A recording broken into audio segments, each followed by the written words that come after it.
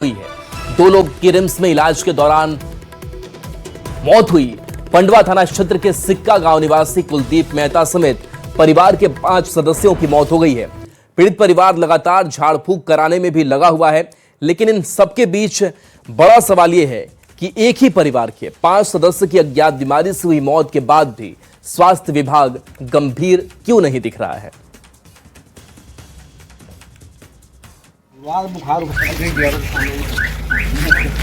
इस तारीख को पहला मौत हुआ कुलदीप महतो जी का।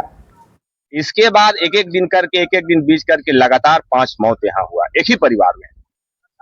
और यहाँ आने के बाद हम लोग को लगा था कि प्रशासन के द्वारा, सरकार के द्वारा कोई सकारात्मक पहल हुआ होगा, लेकिन यहाँ आने के बाद उस परिवार के एकमात्र यहाँ जो सदस्य रह रहे हैं अनुज मेहता के द्वारा जो बात कहा गया, उस बात को सुनकर हम लोग सारे लोग स्तब्ध हैं।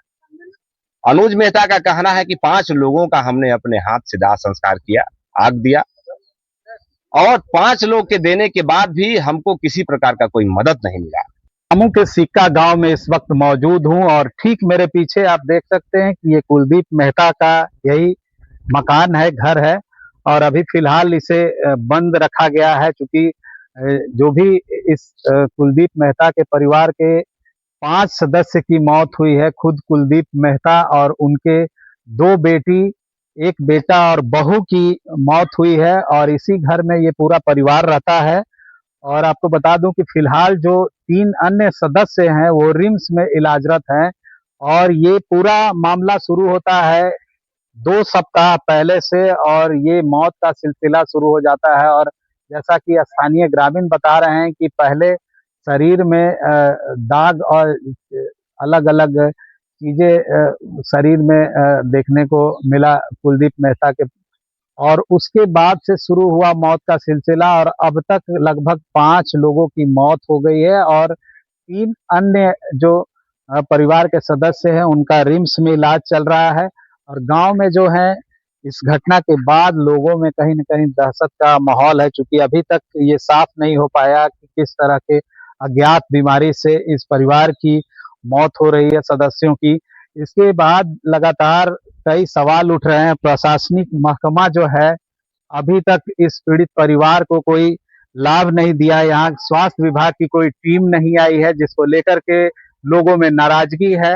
हालांकि बीजेपी के जो डेलीगेशन था वो यहाँ पीड़ित परिवार से मिला है और हर संभव मदद का भरोसा दिला है। इसको लेकर के ग्रामीणों में भी दहशत है कि आखिर ये कौन सा अज्ञात बीमारी है।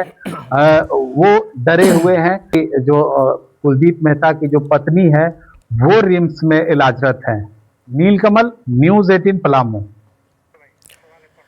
अब देखिए, इस घटना के बाद सवाल कई हैं। सवाल यह है कि अब तक स्वास्थ्य विभाग की टीम क्यों नहीं पहुंची, और सवाल यह है कि अभी तक मौत के कारणों की जांच क्यों नहीं की गई, और सवाल यह भी कि किस बात के इंतजार में है स्वास्थ्य विभाग।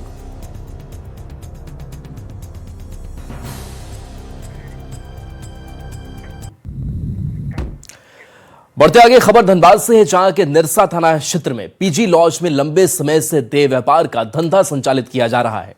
स्थानीय लोग का आरोप है कि पीजी मालिक को अवैध गतिविधियों को बंद करने का बार बार आग्रह और चेतावनी देने के बाद भी अवैध गतिविधि को जारी रखा गया है, जिसके बाद स्थानीय लोगों ने पुलिस को पीजी लॉज में हो रहे अनैतिक कार्यों की सूचना दी।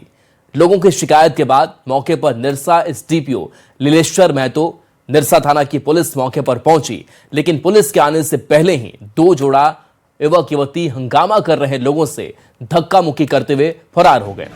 हंगामे को देख लॉज मालिक भी भाग निकला। जहिया से लॉज बनाया है तब से इसका धंधा चल रहा है। सब जगह लगाया है, खाली पर्दा है सब।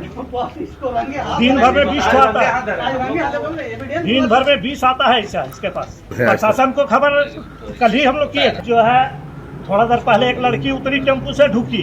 हम परसों इसको मारपीट किए थे, मना किए थे।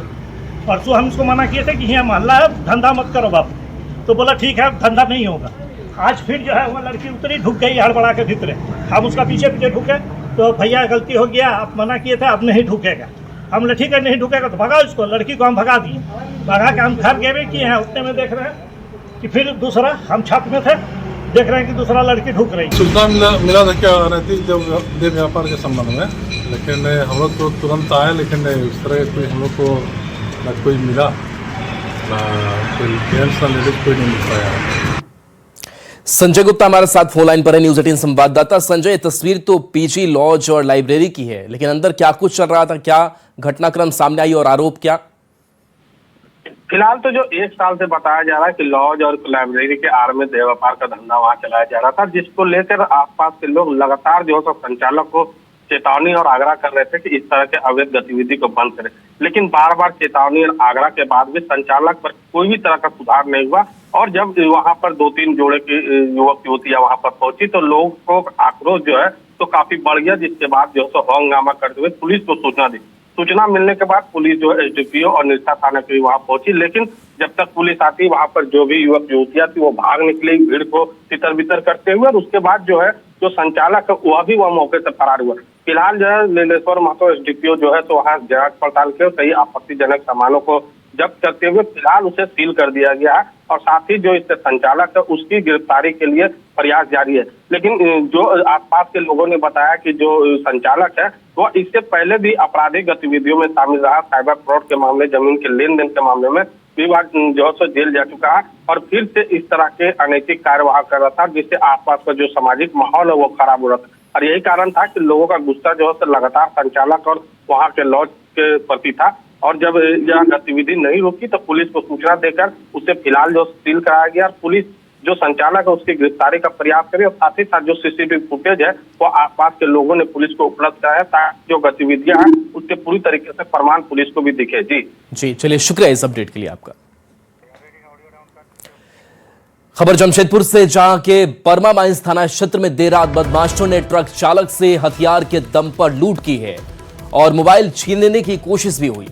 विरोध करने पर चापड़ से हमला किया गया, जिससे 2 ट्रक चालक गंभीर रूप से घायल हो गए हैं। जानकारी के मुताबिक रात के समय वह अपने ट्रक के पास मौजूद था, तभी एक वाहन से 3 अज्ञात युवकों ने पहले लूट की कोशिश की और विरोध करने पर हमला कर दिया। हमले में चालक के शरीर पर कई गंभीर चोटें आई हैं। वहीं घटना के बाद चालक ने किसी तरह वहां से भागकर अपनी जान बचाने की कोशिश की। पुलिस मामले की जांच में जुटी हुई है और आसपास लगे सीसीटीवी कैमरों की फुटेज खंगाली जा रही है। फिलहाल आरोपियों की पहचान और गिरफ्तारी के लिए छापेमारी जारी है। रात में सर 1 बजे और 2 आदमी आया सर रात में और बाइक तो बाएं से दाएं से चढ़ गया।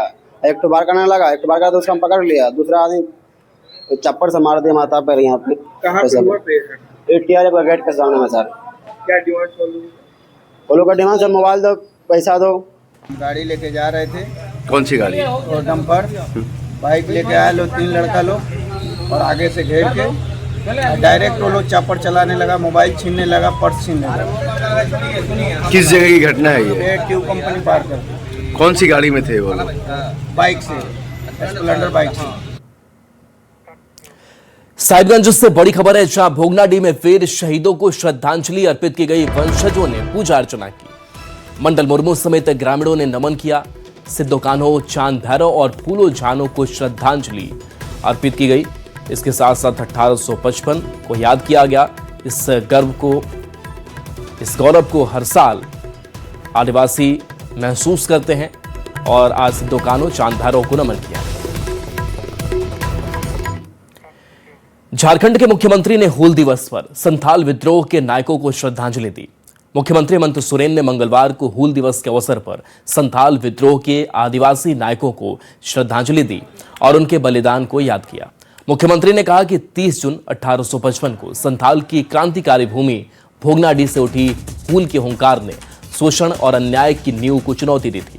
अधिकारों और सम्मान की रक्षा के लिए हमारे वीर पुरखों ने अपना सर्वस्व न्यौछावर कर दिया, लेकिन अन्याय के सामने वे कभी झुके नहीं।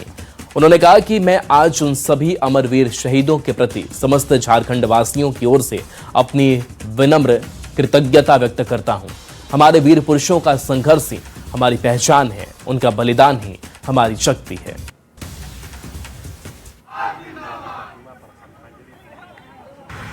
कि ऐसे महापुरुषों को हम याद करते हैं और उनके सम्मान में, उनके आदर्शों पर चलने की प्रतिज्ञा लेते हैं।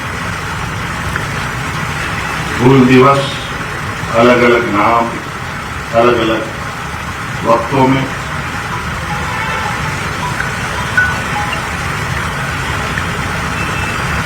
क्रांति की ये जो आग है वो बुझती नहीं है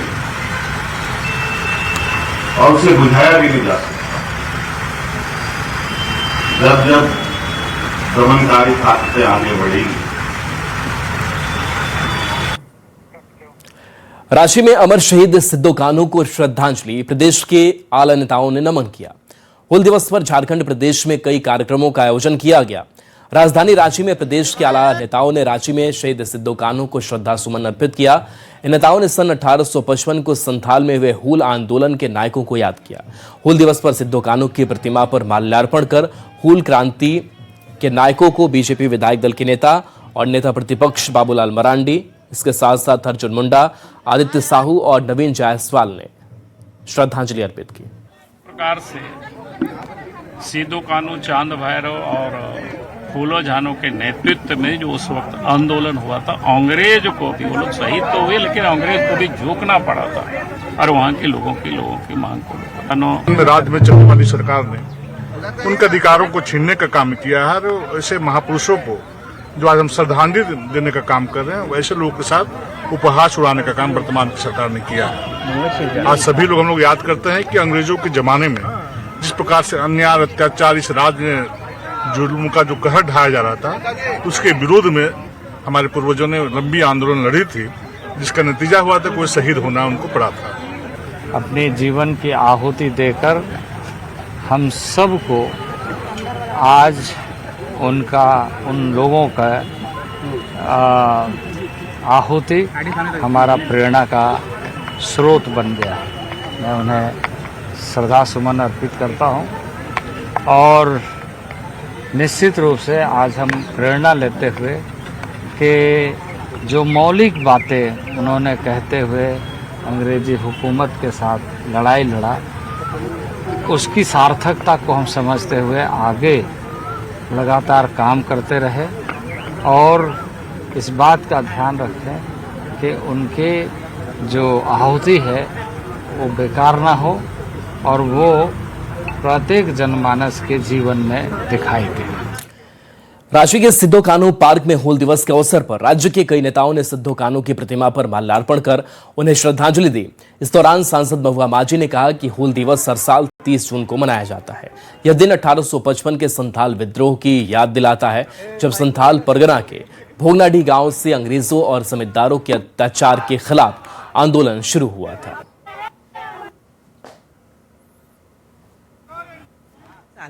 माननीय मुख्यमंत्री जी के साथ हमारे पार्टी के सभी अधिकारीगण आते हैं और उनको हम लोग श्रद्धा सुमन अर्पित करते हैं सिद्धू कान्हू को।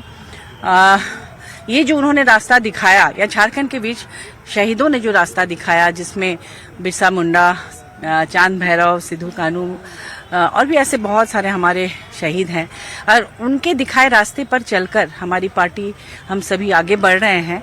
हूल दिवस है, उन हमारे शहीदों के प्रति हम लोग श्रद्धा सुमन अर्पित करते हैं, जिनके त्याग, तपस्या और बलिदान से आज यह हम लोग स्वतंत्र भारत में विचरण कर रहे हैं। 1855 का वह दिन जहां 10,000 से अधिक लोग उपस्थित थे और हमारे सिद्धू कान्हू, चांद भैरव, फूलो झानो ने उस क्रांति की ज्वाला को शहीद होकर और भी प्रज्वलित करने का काम किया। तो वहीं दुमका में हूल दिवस के अवसर पर सिद्धू कान्हू चौक स्थित उनकी आदमकद प्रतिमा पर कई राजनीतिक दलों के नेताओं, जिला प्रशासन और सामाजिक संगठनों ने माल्यार्पण कर श्रद्धांजलि दी। कार्यक्रम में जेएमएम, बीजेपी और कांग्रेस नेताओं ने हूल आंदोलन के महत्व को याद किया। नेताओं ने सिद्धू कान्हू के संघर्ष और उनके योगदान को प्रेरणादायक बताया। वहीं जिला प्रशासन ने भी लोगों को हूल दिवस की शुभकामनाएं देते हुए उनके आदर्शों पर चलने की अपील की। मैं ये कहूंगा कि आज के दिन को लोग जरूर याद करें, जरूर मनाएं और उनके द्वारा जो कार्य किए गए हैं उन चीजों को याद करते हुए, उन अनुसरण करते हुए अपने जीवन को एक प्रेरणा के तौर पर, एक उनके द्वारा कार्य को जो उन्होंने किए हैं उसको अपने जीवन में लाने का प्रयास करें। और जिस तरह से आज आप लोग कह रहे हैं कि भारतीय जनता पार्टी बीजेपी की पूरे बैकफुट में आ गई है, ऐसे कोई बात नहीं है। हम लोग आंदोलन कर रहे हैं और जोर से आंदोलन करेंगे, क्योंकि आज की सरकार की जो गलत नीतियों का जो परचम लहरा रही है और यहाँ पर अवैध खनन पूरे जोर शोर से चल रही है।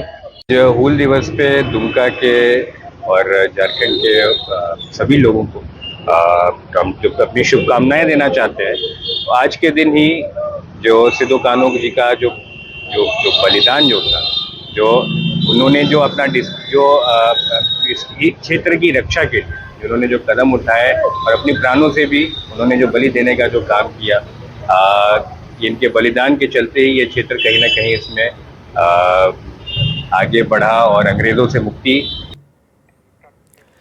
राज्य समेत राज्य भर में एसआईआर की प्रक्रिया आज से शुरू हो गई है। इस प्रक्रिया के तहत राज्य भर के तमाम बूथों पर वाजिब और वास्तविक मतदाताओं के नाम के साथ नई सूची तैयार करनी है। रांची के हटिया विधानसभा क्षेत्र की बात करें तो आज सुबह 10 बजे से ही बूथ संख्या 105 से 109 तक पर बीएलओ पूरी तरह व्यस्त नजर आए। उन्होंने बताया कि आज से 29 जुलाई तक एसआईआर की प्रक्रिया चलेगी। इसमें सभी मतदाताओं को एक फॉर्म भरना है। हालांकि आज सभी बूथों पर पार्टी के पोलिंग एजेंट यानी कि BLA 2 के साथ बीएलओ की बैठक भी हो रही है। इसके पीछे का मकसद यह है कि सभी राजनीतिक दल अपने पोलिंग एजेंट के माध्यम से संतुष्ट हो जाएं कि बूथों पर उनके वास्तविक मतदाता का नाम छूटा तो नहीं है। साथ ही यह भी चेक हो जाए कि उनके एसआईआर की प्रक्रिया भी पूरी हो चुकी है। राजधानी रांची समेत राज्य भर में एसआईआर की प्रक्रिया आज से शुरू होने जा रही है। यह प्रक्रिया 30 जून से यानी आज से 29 जुलाई तक चलेगी। तमाम बूथों पर इस समय आपको जितने भी आपको बीएलओ हैं उनकी बैठक आज हो रही है BLA 2 के साथ, जो कि पार्टी के पोलिंग एजेंट हैं। साथ ही हम इस समय बता दें कि आपको हटिया विधानसभा के बूथ संख्या 105, 106, 107, 108, 109 पर हैं। तमाम हमारे साथ देख सकते हैं कि यहाँ पर बीएलओ बैठी हुई हैं और एसआईआर की प्रक्रिया चल ही रही है। लेकिन आज का दिन क्या खास है और आज जो BLA 2 यानी पोलिंग एजेंट के साथ जो बैठक है उसमें क्या कुछ खास रहेगा, सीधे बात करेंगे। आज 3 जून से 30 जून से 29 जुलाई तक 2026 उम्मीनेशन गन्ना फॉर्म आज से बांटा जा रहा है, जिसमें कि जिसका एसआईआर हो गया है उनका भी फॉर्म भरेंगे और जिसका नहीं हुआ है उसका भी फॉर्म भरेंगे। इसमें क्या कोई आज जो फॉर्म भरा जाएगा अनीता जी, तो क्या इसमें कोई डॉक्यूमेंट भी देना है? डॉक्यूमेंट तो अभी नहीं देना है। नहीं देना है? नहीं। तो डॉक्यूमेंट क्या उन्हें देना है जिनका अनमैप्ड है?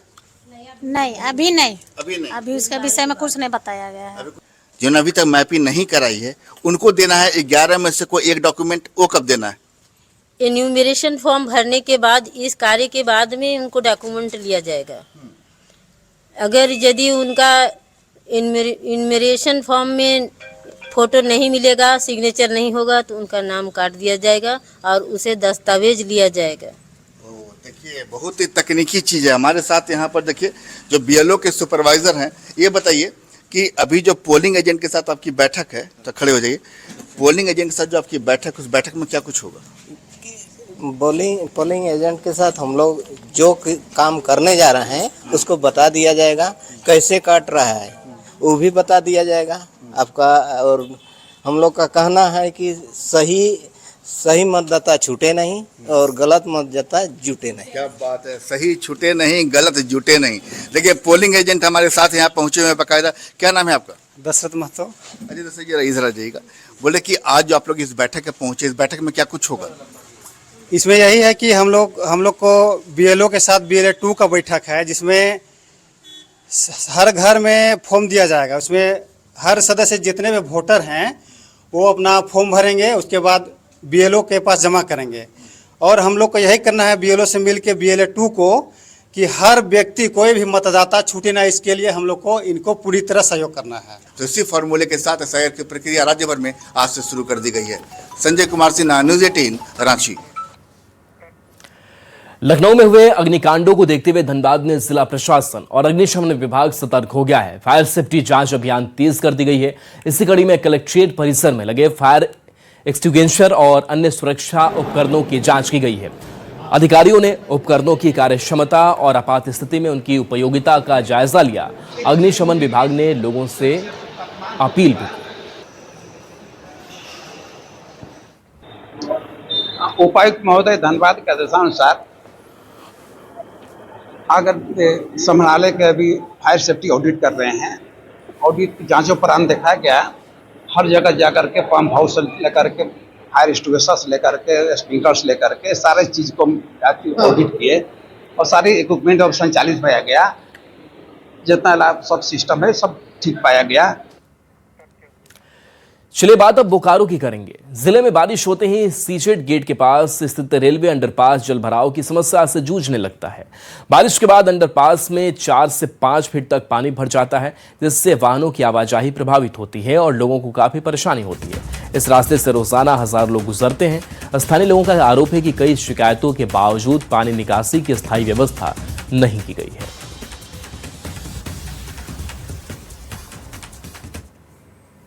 यहाँ की पब्लिक इतनी परेशान होती है ना कि बाहर जब भी बरसात होती है, जब भी बारिश होती है तो आके जाम हो जाती है और प्रबंधन ध्यान नहीं देता। देना चाहिए ना, एकदम देना चाहिए। इतनी पब्लिक है यहाँ पे। कितना आवागमन है? आवागमन क्या बताएं, अब 50,000 से तो ज्यादा ही होगा। बारिश के वजह से अक्सर हम इस रास्ते से होके गुजरते हैं। डेली हमारा राम मंदिर में मिल्क पार्लर है, तो हम दुकान आने जाने के क्रम बरसात में तो बहुत ज़्यादा दिक्कत होता है। बारिश इतना हो जाता है गाड़ी बंद हो जाता है, पानी भरा हुआ रहने के कारण गाड़ी बंद हो जाता है, जिसके कारण जी बारिश होते ही अगर जल जमाव का नज़ारा देखना हो तो नया मोड़ से कुर्मीडी रेलवे स्टेशन जाने वाले सीजेड गेट के पास स्थिति आप देख सकते हैं। ये देखिए रेलवे का ये जो है अंडरपास है और ऊपर से सेल की जो है वो ट्रेनें पार होती है और इस अंडरपास की स्थिति इस तरह हो जाती है कि बारिश होते ही जो है पूरा जो अंडरपास है वो जलमग्न हो जाता है। यहाँ से लगभग कई हजारों लोग गुजरते हैं और जिस कारण क्या है कि पानी से लोगों को परेशानी होता है। आप देख सकते हैं कि गाड़ियां पार हो रही हैं, किस प्रकार से पानी का स्थिति है, जल जमाव है। बोकारो स्टील प्रबंधन इस सड़क को जरूर बनाती है, लेकिन आज तक इस जल जमाव को ठीक करने के लिए कोई व्यवस्था नहीं हुई है। हम कह सकते हैं कि बोकारो में बारिश होते ही अगर कहीं आपको स्विमिंग पूल का नजारा देखना हो, लोगों की परेशानियों को देखना हो, तो सीजेड गेट के इस अंडरपास में आ जाइए, आपको सब कुछ दिख जाएगा। आप देख सकते हैं कि ऑटो हो या फिर जो है कार वाले हो, किस तरह से जो बाइक वाले हैं किस तरह से पार हो रहे हैं, कितना परेशान है, लेकिन कोई सुनने वाला नहीं है, इनकी कोई नहीं सुनता। इनका कहना है कि प्रबंधन को इस पर ध्यान देना चाहिए, क्योंकि इस तरह की स्थिति लगातार हो रही है। हम कह सकते हैं कि जल निकासी नहीं होने के कारण इस तरह की स्थिति उत्पन्न हो रही है। बीएसएल प्रबंधन को इसके लिए ठोस कदम उठाना चाहिए ताकि लोगों को जो है वो आसानी हो, सुगम हो रास्ता, और बारिश हो तो किसी की जान माल की क्षति नहीं हो। मृत्युंजय कुमार, न्यूज 18, बोकारो। गिरिडीह के जमुआ प्रखंड की बेलकुंडी में उसरी नदी से अवैध बालू खनन का सिलसिला थमने का नाम नहीं ले रहा है। आरोपी की बालू माफिया लगातार नदी से मशीनों और वाहनों के जरिए बालू निकाल रहे हैं। इससे न केवल नदी के प्राकृतिक स्वरूप को नुकसान पहुंच रहा है, बल्कि सरकार को भी राजस्व की भारी क्षति हो रही है। स्थानीय लोगों का कहना है कि लगातार हो रहे अवैध खनन के कारण उसरी नदी में कई स्थानों पर गहरे गड्ढे बन गए हैं। ये गड्ढे बरसात के मौसम में पानी से भर जाते हैं, जिससे बच्चों और ग्रामीणों के डूबने का खतरा बढ़ गया है। नदी घाट है, यहाँ बालू माफिया द्वारा जमीन का खुदाई करके और बालू निकाल के बेचा जा रहा है। इस संबंध में मैंने जिला प्रशासन को, डीसी साहब को और जिला उत्खनन पदाधिकारी को भी और यहाँ के थाना प्रभारी सीओ साहब, यहाँ तक कि मैंने मुख्यमंत्री तक का भी आवेदन दे चुका हूँ, परंतु आज तक इस संबंध में प्रशासन द्वारा कोई कार्रवाई नहीं की गई। बात करते हैं खूंटी की, जहां खूंटी कोलेबिरा स्टेट हाईवे से सटे कुल्डा जंगल में पिछले करीब 10 दिनों से 6 जंगली हाथियों का झुंड डेरा डाले हुए है। ग्रामीणों ने बताया कि एक मादा हथनी ने यहां बच्चे को जन्म दिया है। जिसकी वजह से हाथी इसी इलाके में रुके हुए हैं। हाथी कई बार जंगल से निकलकर सड़क पर आ जाते हैं, जिससे आने जाने वाले लोगों को काफी परेशानी हो रही है। लोगों और स्कूली बच्चों में डर का माहौल है और स्थानीय लोगों ने वन विभाग से हाथियों को भगाने की मांग की है।